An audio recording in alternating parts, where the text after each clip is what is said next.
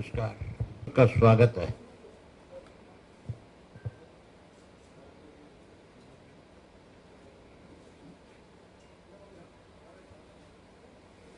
पिछले दिनों जब चौटाला साहब की रिहाई की खबर आई और दिल्ली की तिहाड़ जेल की तरफ से चौटाला साहब के वकील को इन्फॉर्म किया गया, बताया गया कि चौटाला साहब की सजा पूरी होगी और वो जब चाहे आकर के जेल से अपनी रिहाई के ऑर्डर लेकर के जा सकते हैं, तो कांग्रेस के कुछ लोगों को बड़ी तकलीफ हुई। कांग्रेस की तरफ से एक बयान आया, जब हमने कांग्रेस के लोगों के ऊपर खुला एक आरोप शुरू से लगाया था कि एक षड्यंत्र के तहत चौटाला साहब के खिलाफ सीबीआई और केंद्र की सरकार से मिलकर के केंद्र की सरकार का सीबीआई पे दबाव बना करके चौटाला साहब को एक षड्यंत्र के तहत इस केस में फंसाया गया था। उसके बाद कांग्रेस के 6-7 एमएलए ने एक संयुक्त बयान दिया था और कहा था कि आरोप गलत है, झूठे हैं। उन बेचारों की मजबूरी थी, उनको तो जो भूपेंद्र सिंह हुड्डा के ऑफिस की तरफ से बुला करके जिस तरह की बात उनको समझा दी गई, जिस तरह से उनको लिख करके दे दिया, उन्होंने आप सब साथियों के सामने बैठ करके वही बात, वही राग अलापने का काम किया, जबकि पूर्ण रूप से चौटाला साहब की सजा के लिए कांग्रेस पार्टी दोषी है। उन्होंने ही षड्यंत्र रचा, उन्हीं के षड्यंत्र की वजह से चौटाला साहब को 10 साल की कैद हुई। जहां कांग्रेस दोषी है, वहीं आप पार्टी की सरकार ने, दिल्ली की ने भी चौटाला साहब की रिहाई 2018 में हो जानी चाहिए थी। उन्होंने इस कोविड का भी सहारा लिया और कोर्ट के कुछ ऑर्डर्स थे, उनकी भी अनदेखी करी और चौटाला साहब को 2-2.5 वर्ष तक जेल में ज्यादा रखने का काम किया। मैं पहले तो उन कांग्रेसियों की पोल आपके सामने खोल देता हूं कि जो इस तरह की बात आपके बीच में आकर के कह गए थे, उनसे पूछने वाला हो कि भूपेंद्र सिंह हुड्डा की जब सरकार बनी थी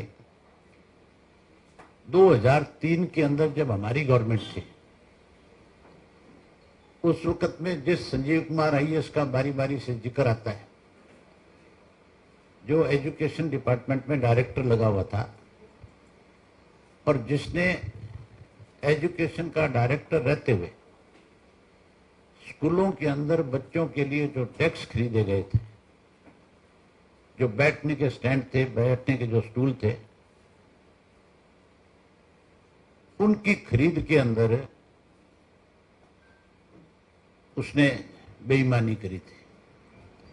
उसकी जांच हुई और उसकी जांच होने के बाद चौटाला साहब ने उसको सस्पेंड कर दिया था। उससे पहले तो ना तो कोई जेबीटी का जिक्र था। जेबीटी के टीचर तो ज्वाइन किए हुए उस वक्त उनको 2 वर्ष से ज्यादा समय हो गया था। तब कोई विवाद नहीं था, कोई झगड़ा नहीं था, किसी की कोई कंप्लेंट नहीं थी कि जेबीटी की भर्ती में भी किसी किस्म की कोई धांधली हुई है।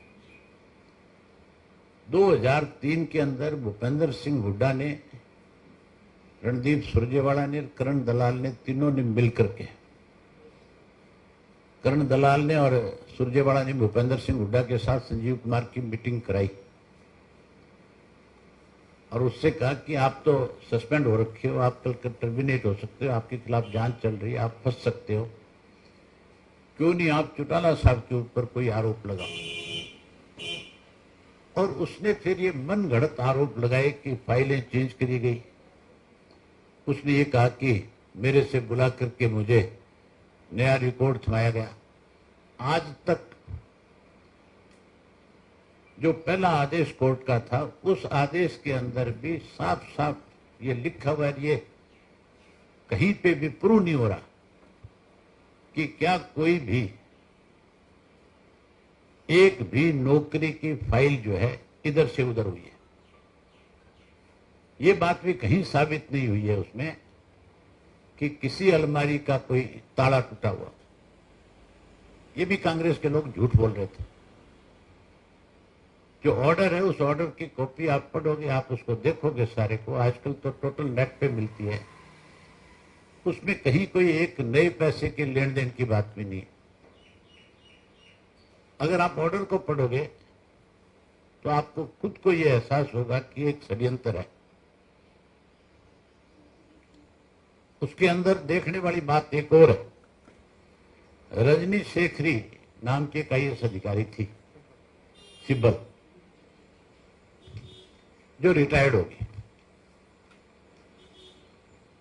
सबसे पहले कांग्रेस का राज बढ़ने के बाद CBI की जो सुप्रीम कोर्ट के अंदर संजीव कुमार की तरफ से जो एप्लीकेशन लगी थी, जो उसने रिट दायर करी थी, उसमें ऑर्डर ये हुआ था कि CBI इसकी जांच करे और सुप्रीम कोर्ट की निगरानी भी करे। उसकी जो जांच हुई थी वो सुप्रीम कोर्ट की निगरानी में नहीं हुई। CBI ने कभी भी सुप्रीम कोर्ट को समय समय पे जाकर के नहीं बताया था कि जांच कहां तक पहुंच गई। उसके साथ साथ सबसे पहले 161 के अंदर उसके रजनी शेखरी सिब्बल के बयान दर्ज हुए।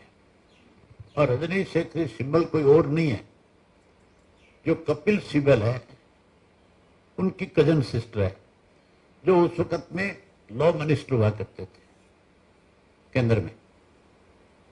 ये उनकी सिस्टर है। उनके ऊपर उनसे उनकी पत्रबधू है, उनसे बयान दर्ज कराए गए। उसने 161 में जब अपने बयान कोर्ट में दर्ज कराए, उस वक्त कहीं चौटाला साहब का या चौटाला साहब के साथ और जिनको आरोपी बनाया गया